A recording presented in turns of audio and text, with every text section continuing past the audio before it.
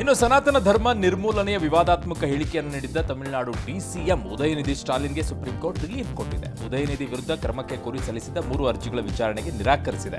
ಸಂವಿಧಾನದ 32ನೇ ವಿಧಿಯಡಿ ಇದನ್ನು ಹೇಗೆ ಪರಿಗಣಿಸಲು ಸಾಧ್ಯ ಅಂತ ಪ್ರಶ್ನಿಸಿದೆ. ಉತ್ತರಾಖಂಡ್ನಲ್ಲಿ ಪೊಲಿಟಿಕಲ್ ಗ್ಯಾಂಗ್ ವಾರ್ ನಡೆದಿದೆ. ಖಾನ್ಪುರ ಶಾಸಕರ ಕ್ಯಾಂಪ್ ಆಫೀಸ್ ಮೇಲೆ ಬಿಜೆಪಿಯ ಮಾಜಿ ಶಾಸಕ ಪ್ರಣಬ್ ಚಾಂಪಿಯನ್ ಗುಂಡಿನ ದಾಳಿ ನಡೆಸಿದ್ದಾರೆ. ಈ ಬೆನ್ನಲ್ಲೇ ಮಾಜಿ ಶಾಸಕರನ್ನ ಹರಿದ್ವಾರ ಪೊಲೀಸರು ಬಂಧಿಸಿದ್ದಾರೆ.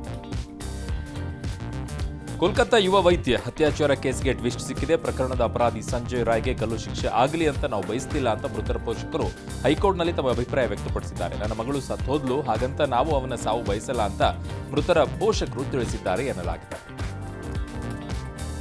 ಬಾಲಿವುಡ್ ನಟ ಸೈಫ್ ಮೇಲಿನ ದಾಳಿ ಪ್ರಕರಣದ ತನಿಖೆ ಮುಂದುವರೆಸಿರುವ ಮುಂಬೈ ಪೊಲೀಸರು ಇಂದು ಬಂಗಾಳ ಮೂಲದ ಮಹಿಳೆಯನ್ನು ಬಂಧಿಸಿದ್ದಾರೆ. ಮಹಿಳೆಯ ಹೆಸರಿನಲ್ಲಿದ್ದ ಮೊಬೈಲ್ ಸಿಮ್ ಅನ್ನು ಆರೋಪಿ ಬಳಸ್ತಾ ಇದ್ದ. ಈಕೆಯ ಸಂಪರ್ಕದಲ್ಲಿ ಆರೋಪಿ ಇದ್ದ ಅಂತ ಗೊತ್ತಾಗಿದೆ.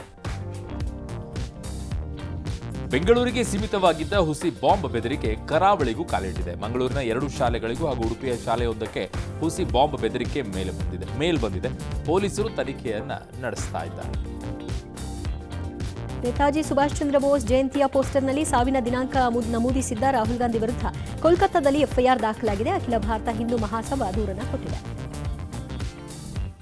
ರಾಜಕೀಯ ಜಂಜಾಟದ ಮಧ್ಯೆಯೂ ಸಿಎಂ ಸಿದ್ದರಾಮಯ್ಯ ಬಿಡುವು ಮಾಡಿಕೊಂಡು ಕ್ಯಾನ್ಸರ್ ಗೆದ್ದ ನಟ ಶಿವರಾಜ್ ಕುಮಾರ್ ಮನೆಗೆ ಭೇಟಿ ನೀಡಿ ಅವರ ಆರೋಗ್ಯವನ್ನು ವಿಚಾರಿಸಿದರು.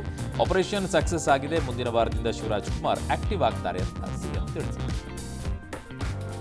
ಗಣರಾಜ್ಯೋತ್ಸವ ವೇಳೆ ತಿರುವನಂತಪುರಂ ನಗರ ಪೊಲೀಸ್ ಆಯುಕ್ತ ಥಾಮ್ಸನ್ ಜೋಸ್ಗೆ ಲಘು ಹೃದಯಾಘಾತ ಆಯಿತು. ಸ್ಥಳದಲ್ಲೇ ಕುಸಿದು ಬಿದ್ದರು. ತಕ್ಷಣವೇ ನೆರವಿಗೆ ಬಂದ ಪೊಲೀಸ್ ಸಿಬ್ಬಂದಿ ಸ್ಥಳದಲ್ಲೇ ಇದ್ದ ಆಂಬ್ಯುಲೆನ್ಸ್ನಲ್ಲಿ ಪ್ರಥಮ ಚಿಕಿತ್ಸೆ ಕೊಡಿಸಿದ್ರು.